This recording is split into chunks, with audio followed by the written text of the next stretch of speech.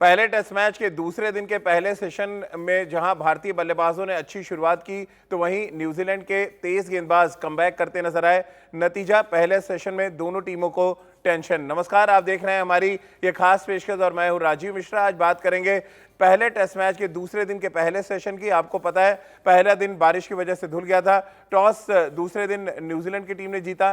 पहले गेंदबाजी का फैसला और उसके बाद ये फैसला उनको उल्टा पड़ता नजर आया जब भारतीय ओपनर्स ने 62 रनों की साझेदारी कर दी एक ऐसी पिच पे जहां पर गेंद स्विंग कर रही थी और बल्लेबाजी करना ऑलमोस्ट नामुमकिन सा नजर आ रहा था।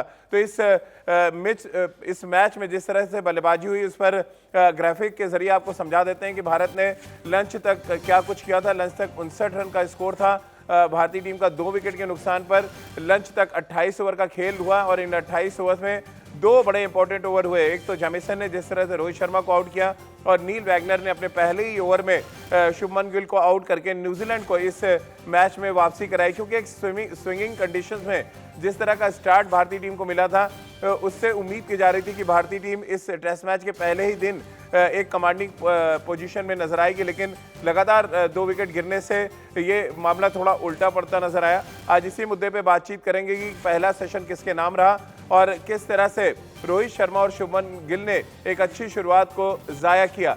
हमारे साथ राजकुमार शर्मा जी स्टूडियो में हैं, हमारे साथ सबा करीम जुड़ेंगे और रितेंद्र सोडी होंगे। राजकुमार जी, पहला सवाल तो मैं आपसे ही लेना चाहूँगा और ये सवाल इसलिए भी बहुत ज़रूरी है क्योंकि इंग्लैंड में अगर आपको अच्छा स्टार्ट मिलता है और फिर आप उस अच्छे स्टार्ट को कन्वर्ट नहीं कर पाते, जिस तरह से हम दिखा रहे हैं आंकड़ों के जरिए लगातार यहाँ पर कि विराट कोहली इस समय क्रीज पर है, चेतेश्वर पुजारा क्रीज पर डटे हुए हैं, लेकिन ओवरऑल अगर हम देखें तो शुरुआत अच्छी और इस अच्छी शुरुआत को अगर कन्वर्ट नहीं करते आप तो फिर परेशानी में पड़ सकते हैं। और 62 रन पर बिना कोई विकेट खोए और 63 रन पे 2 विकेट, थोड़ा सा समीकरण गड़बड़ाया आपको लग रहा है लंच के पहले? थोड़ा सा नहीं राजीव, बहुत ज़्यादा। एक समय लगा कि भारत ने शानदार शुरुआत की है और जो टॉस जीतने का बेनिफिट न्यूजीलैंड को मिला है उसको बिल्कुल नलीफाई कर दिया। और लग रहा था कि इस अच्छी शुरुआत के बाद दोनों ओपनर उस पर कैपिटलाइज करेंगे, बट अनफॉर्चुनेटली दोनों ही आउट हो गए। और प्लेइंग कंडीशन वाकई में बहुत मुश्किल है क्योंकि गेंद काफ़ी स्विंग कर रहा है और शानदार गेंदबाजी भी कर रहे हैं न्यूजीलैंड के गेंदबाज। लेकिन जिस तरह का स्टार्ट मिला था तो मुझे आशा थी कि इनमें दोनों में से कोई एक लंबी पारी जरूर खेलेगा, बट अनफॉर्चुनेटली ऐसा हुआ नहीं। सबा भाई, थोड़ी निराशा, जिस तरह का स्टार्ट, जिस तरह के बैकफुट पंच लगाए रोहित शर्मा ने, शुभमन गिल ने बहुत अच्छे स्ट्रेट ड्राइव्स खेले, लेकिन हमेशा कहते हैं टेस्ट क्रिकेट में एक अच्छी गेंद आपका काम तमाम कर सकती है और यहाँ पे अच्छी गेंद नहीं बल्कि खराब शॉट सिलेक्शन था, वो चाहे रोहित शर्मा की बात करें या शुभमन गिल की बात करें। हाँ राजीव, पर मैं तो अभी भी कहूंगा ये ड्रीम स्टार्ट था भारतीय ओपनर्स द्वारा। जिस प्रकार के कंडीशंस है, बहुत ज़्यादा विपरीत थे कंडीशन बल्लेबाजी के लिए। अभी भी जो मैच देख रहा हूँ यहाँ पर ग्रीन टॉप है, ओवरकास्ट कंडीशंस हैं, लाइट्स ऑन है। इस स्थिति में टॉप क्वालिटी बॉलिंग अटैक के सामने इस शानदार शुरुआत देना, वो अपने हिसाब से मुझे लगता है बहुत बड़ा काम किया है रोहित शर्मा और शुभमन गिल ने। मैं मानता हूँ कि ये कंडीशंस ऐसे हैं कि जो बल्लेबाज सेट हो जाए उसको एक लंबी पारी खेलनी होती है और यही तो चैलेंज है। आपने एक गलत शॉट खेला और फिर आपको वापस जाना होता है। तो मुझे ये लगा कि पहला जो 1.5 घंटा है वहाँ पर भारत ने बॉस किया। उसके बाद ये जो अंतिम जो लंच के पहले का जो करीब आधा घंटे का सेशन था वहाँ पर न्यूजीलैंड ने करारी वापसी की है। और अभी भी जिस तरह से ये साझेदारी बन रही है पुजारा और विराट कोहली की, उसमें संयम भी है, उसमें सूझबूझ के साथ दोनों ही बल्लेबाज इस समय बैटिंग कर रहे हैं, ज़्यादा जोखिम उठा नहीं रहे हैं। तो मुझे लगता है कि बहुत अच्छा संकेत है कि ये बहुत बड़ा स्कोर भारत खड़ा कर सकता है अपनी पहली पारी में। लेकिन सभा, जब तक आपकी बात पूरी होती, चेतेश्वर पुजारा भी आउट हो चुके हैं, ट्रेंट बोल्ट ने उनको क्लीन बोल्ड किया और इसके साथ ही इस टेस्ट मैच में तीसरा विकेट भारतीय टीम का गिर चुका है और धीरे धीरे न्यूजीलैंड ऐसा लग रहा है इस टेस्ट मैच में वापसी कर रहा है। कुल मिलाकर विराट कोहली बहुत अच्छे फॉर्म में नजर आ रहे हैं, जिस तरह की वो बैटिंग कर रहे थे क्रीज पर। इस पर आगे डिटेल में बातचीत करेंगे, लेकिन उससे पहले एक रिपोर्ट आपको दिखाते हैं कि पहले सेशन में शुरुआत भारतीय बल्लेबाजों के नाम रही, लेकिन जैसे जैसे लंच करीब आता चला गया न्यूजीलैंड के गेंदबाजों ने अपना कमाल दिखाया और खासतौर से जेमिसन और नील वैगनर ने 2 विकेट निकालकर इस सेशन को आधे आधे यानी 50-50% में बांट दिया। कैसा रहा पहला सेशन और इसका क्या कुछ असर पूरे टेस्ट मैच में पड़ेगा, वो देखिए हमारी इस खास रिपोर्ट में। लंच के पहले 2 बल्लेबाज आउट हुए और लंच के बाद चेतेश्वर पुजारा जो बहुत मेहनत के साथ बल्लेबाजी कर रहे थे, लेकिन कभी कभी उनकी बल्लेबाजी को देख के लगता है कि गेंदबाज को वो हावी होने देते हैं अपने ऊपर, कुछ वैसे ही नजर आया। चेतेश्वर पुजारा ट्रेंट बोल्ट की गेंद पर क्लीन बोल्ड हुए और इसके साथ ही भारतीय टीम ने इस टेस्ट चैंपियनशिप के फाइनल में अपना तीसरा विकेट खो दिया है।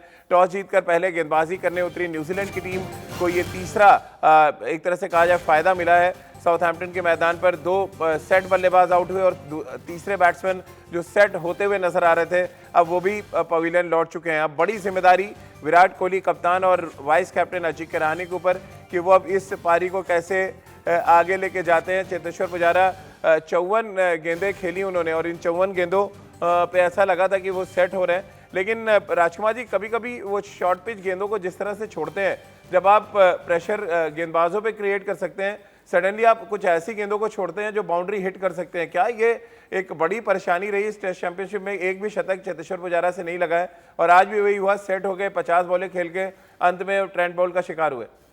देखिए उनका ये स्टाइल है खेलने का राजीव, लेकिन इन ट्राइंग कंडीशंस में जहां पर गेंदबाजी इतनी अच्छी हो रही है, बॉल स्विंग हो रहा है, आपको लूज डिलीवरी को मारना होगा। आप फास्ट बॉलर को इतना अपने ऊपर नहीं चढ़ने देंगे कि वो सब सारे एक्सपेरिमेंट आपके ऊपर कर ले, और वही हुआ चेतेश्वर पुजारा के साथ। कई हाफ वॉलियां उन्होंने रोकी, शॉर्ट पिच बॉल जो कट वो मार सकते थे वो नहीं खेले उन्होंने कि बाद में बिल्ड करूंगा, लेकिन ऐसे विकेट पे आप लूज डिलीवरी को नहीं छोड़ेंगे।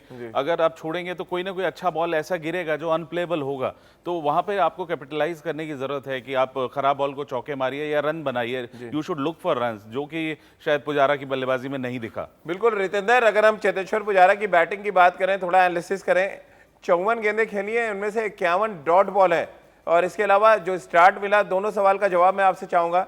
62 रनों का स्टार्ट, एक ड्रीम स्टार्ट जैसे सबा कह रहे हैं एक स्विंगिंग कंडीशंस में, दूसरा चेतेश्वर पुजारा का 51 डॉट बॉल खेलना, क्या ये दोनों हाईलाइट हो चुके हैं अभी तक जो सेशंस की हम बात कर रहे हैं? जी हाँ राजीव, हम पंजाब से आते हैं और पीसीए क्रिकेट स्टेडियम का कुछ ना कुछ विकेट ऐसा ही खेला है ताउमर।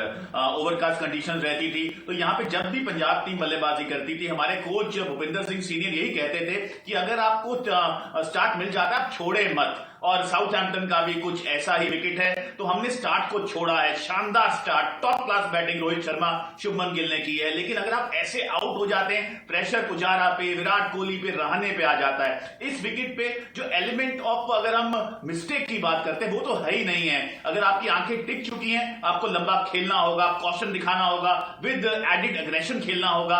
और पुजारा की आपने बात की, मुझे ऐसा लगता है शायद मैं यहाँ पे राजकुमार जी से ज्यादा इत्तेफाक नहीं रखूंगा, क्योंकि पुजारा की गेम ही ऐसी है। अब वो ग्राफ्टर हैं, पूरा पूरा दिन खेलते हैं, लेकिन जी हाँ राजकुमार जी ठीक कह रहे हैं कि लूज बॉल को तो चौका लगाना चाहिए, but that's the way he is. तो पुजारा का आउट होना बड़ा धक्का हो सकता है इस समय भारत के लिए। तो अब जो हमें स्टार्ट इंपैक्टस मिला था, कहीं ना कहीं हमें वापसी करनी होगी। साउथहैम्पटन के पिच की बात करें, परिस्थितियों की बात करें, बहुत चैलेंजिंग वहां पे परिस्थितियां हैं इस समय बल्लेबाजी के लिए, इसीलिए टॉस जब हारे विराट तो उन्होंने भी यही कहा कि वो गेंदबाजी करना चाहते हैं। 2 तस्वीरें आपको दिखाना चाहेंगे पहले सेशन में, जो 2 तस्वीरें देखने को मिली, एक तरफ शुभमन गिल के सिर पर गेंद लगी और डॉक्टर्स को मैदान पे आना पड़ा। सिर पे क्या, उनके जबड़े पे बॉल लगा, थोड़ा अनइवन बाउंस और देखने को मिलेगा। हाँ राजीव, और अगर ऐसा रहा तो मुझे लगता नहीं है कि ये विकेट माकूल है वर्ल्ड टेस्ट चैंपियनशिप फाइनल के लिए। और मुझे ताज्जुब हो रहा है इस विकेट को देखकर, क्योंकि इसके पहले जो 2 टेस्ट मैचेस हुए हैं इंग्लैंड में, इंग्लैंड के विरुद्ध जो न्यूजीलैंड ने 2 टेस्ट मैचेस खेले हैं, वहां पर विकेट काफी अच्छा रहा है। लॉर्ड्स में ये दोनों टेस्ट मैचेस हुए हैं, पर ये आपके वर्ल्ड टेस्ट चैंपियनशिप का फाइनल मैच है। मैं तो ये देखना चाहता हूँ अगर यहाँ पर इंग्लैंड होता तो क्या इस तरह का विकेट देते। यहाँ पर आपको मालूम है कि साउथहैम्पटन की कंडीशंस किस तरह से हैं, तो कम से कम आपको ऐसा विकेट बनाना चाहिए जो यहाँ पर कम से कम, मुझे लगता है एक बैलेंस होना चाहिए बॉल और बैट के बीच में। वैसा अभी तक देखने को नहीं मिला है। होपफुली धूप निकल जाएगी तब हो सकता है कि विकेट अच्छा खेलने लगे, पर इस समय विकेट बहुत ज्यादा चैलेंजिंग है। कई बार तो बाउंस भी नीचे आ रहा है, जैसे कि आपने बताया, कई बार अकस्मात बॉल उड़ जा रही है, उसके ऊपर से मूवमेंट है, तो ये बहुत ही कठिन कंडीशंस है बल्लेबाजी के लिए। रितेंद्र, जिस तरह की पिच आपने देखी, जो तस्वीरें हमने दिखाई, और जिस तरह से कुछ बॉल जेमिसन का फ्लाई किया है एकदम ऐसी लेंथ से जहां से अनप्लेबल थे वो खेलना, हाइट है उनके पास, ये हम सब जानते हैं, हाइट को अच्छा बाउंस मिलता है, बट इस तरह से बाउंस मिलना, इस तरह से अनइवन होना, स्पॉन्जी होना विकेट का, ये हम सब जान रहे हैं कि मॉइस्चर है पिच में, बारिश की वजह से आप प्रिपेयर नहीं कर पाए, बट अंत में बल्लेबाजों को सफ़र करना पड़ रहा है और ऐसा अनड्यू एडवांटेज टॉस जीतने का नहीं मिलना चाहिए किसी भी टीम को। हिंदुस्तान में तो हम बड़ा क्रिटिसाइज करते हैं कि टर्निंग ट्रैक है, अब इस पिच के बारे में आप क्या कहेंगे? जी जी बिल्कुल, मैं यहाँ पे साबा से बिल्कुल एग्री करता हूँ। I totally endorse whatever word he has said just now, क्योंकि अगर इंग्लैंड होती तो आप ऐसा विकेट देते, हरगिज ना देते। तो यहाँ पे जो टीम टॉस जीती है उसको तो फायदा मिलेगा, बट राजीव अब ये विकेट है ऐसा, इसमें हम कुछ भी नहीं कर पाएंगे। एक ही चीज हम कर पाएंगे, अभी आपने बोला 350 रन अगर भारत कर देता है तो 350 जैसा विकेट है, ये तो विनिंग टोटल लग रहा है। तो 350 तक कैसे पहुंचेंगे? विराट कोहली को लंबा नॉक खेलना होगा, रहाणे को लंबा खेलना होगा, ऋषभ पंत को अपना जादू बखेरना होगा। तो जी हां, फिंगर्स क्रॉस, लेकिन इस समय भारत थोड़ा सा बैकफुट पे नजर आ रहा है। आशा उम्मीद यही है कि हम जल्द से जल्द वापस आए। राजकुमार जी, बड़ी जिम्मेदारी इस समय आप देख रहे हैं विराट कोहली और अजिंक्य रहाणे के कंधों पर, क्योंकि मोस्ट एक्सपीरियंस बैट्समैन है और इंग्लैंड में जो जिस तरह से विराट ने साल 2018 में रन बनाए थे, कुछ वही टेक्निक वो अप्लाई कर रहे हैं। बहुत क्रीज के आगे खड़े हो रहे हैं स्विंग को काउंटर करने के लिए, और ग्रैंड होम को जिस तरह से उन्होंने हैंडल किया, जिस तरह से उनका बॉल स्विंग कर रहा है, क्या कुछ आपको यहाँ से आस नजर आ रही है? क्योंकि थोड़ा सा डाइसी सिचुएशन में इस समय हिंदुस्तान की टीम है। बिल्कुल राजीव, बड़ी जिम्मेदारी है विराट के ऊपर, और वो जानते हैं कि 3 मेन प्लेयर आउट हो गए हैं, आप 5 गेंदबाजों से खेल रहे हैं। सबसे बड़ी बात है कि आपकी एक बल्लेबाज कम है, आपने एक बॉलर ज़्यादा खिलाया, तो वहाँ पर ज़रूरत है बल्लेबाजों को जिम्मेदारी लेने की। और अब क्योंकि 3 बल्लेबाज आउट हो गए हैं तो बहुत बड़ी जिम्मेदारी है विराट और अजिंक्य रहाणे के ऊपर, और आने वाले बल्लेबाज में स्पेशली ऋषभ पंत के ऊपर, कि वो जिम्मेदारी से बल्लेबाजी करें और भारत को 300 के आसपास ज़रूर पहुँचाएँ। बिल्कुल। और अगर हम बात करें, आज का दिन भारतीय खेल जगत के लिए बहुत दुखद रहा, क्योंकि फ्लाइंग सिख के नाम से जाने वाले मिल्खा सिंह अब हमारे बीच नहीं रहे, और उनको श्रद्धांजलि दी भारतीय क्रिकेटर्स ने। 2 मिनट का मौन रखा भारतीय क्रिकेटर्स ने। हाँ राजीव, बहुत अच्छा लगा ये देख करके। ये एक सेंसिटिव साइड है भारतीय क्रिकेट टीम का जो उन्होंने आज दिखाया। श्रद्धांजलि उन्होंने दी मिल्खा सिंह जी को, जो कि अपने हिसाब से बहुत बड़े लेजेंड थे। रोम ओलंपिक्स में जो उन्होंने कारनामा किया, कितने सारे एशियन गेम्स में उन्होंने गोल्ड मेडल जीता है, और हर एक के लिए इंस्पिरेशन रहे हैं, ना ही केवल एथलेटिक्स की दुनिया में, पर हर एक स्पोर्ट्समैन के लिए, हर एक एथलीट के लिए। मिल्खा सिंह का जो जीवन रहा है, उनका जो करियर रहा है, उसने सभी लोगों को प्रोत्साहित किया है और प्रेरणा दी है। इसी वजह से आज भारतीय टीम ने ये श्रद्धांजलि मिल्खा सिंह जी को दी है। रितेंद्र, क्योंकि चंडीगढ़ से आते हैं मिल्खा सिंह, 1-2 बार मैंने भी उनका इंटरव्यू किया, बतौर एथलीट या बतौर स्पोर्ट्समैन एक तरह की मिसाल वो हमेशा रखते रहे हैं, और उनको देख के लगता था कि वाकई जो कोई जीवन अगर कोई है लेजेंड इस हमारे हिंदुस्तान में तो वो वही है। जब उनसे बातचीत करो हमेशा कुछ ना कुछ प्रेरणा मिलती थी। कभी आपको मिलने का मौका मिला, बातचीत करने का मौका मिला उनसे?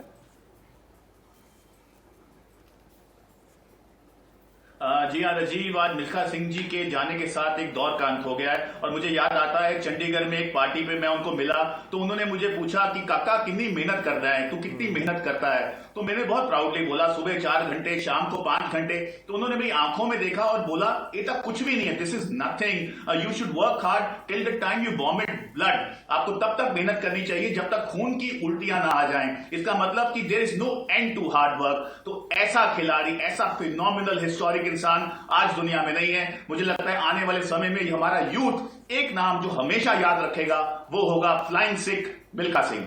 राजकुमार जी, आज विराट ने भी एक तस्वीर शेयर की मिल्खा सिंह के साथ, और बहुत ही इमोशनल बातें उन्होंने लिखी, अपनी जो एक्सपीरियंस थे उनसे बातचीत करने के वो शेयर किए। आपकी बातचीत हुई विराट से इस बारे में? नहीं, बहुत ही रेस्पेक्ट करता था वो मिल्खा सिंह जी की, और आज बहुत इमोशनल होकर उसने वो मैसेज भी लिखा है, और बिल्कुल सही ट्रिब्यूट है एक ग्रेट एथलीट के लिए, और बहुत अच्छा जेस्चर है भारतीय टीम ने जो उनके लिए किया। चलिए राजकुमार जी, बहुत बहुत शुक्रिया आपका। रितेंद्र और सबा भाई, आपका भी बहुत बहुत शुक्रिया हमारे साथ जुड़ने के लिए। तो हमारी इस खास पेशकश में फिलहाल इतना ही।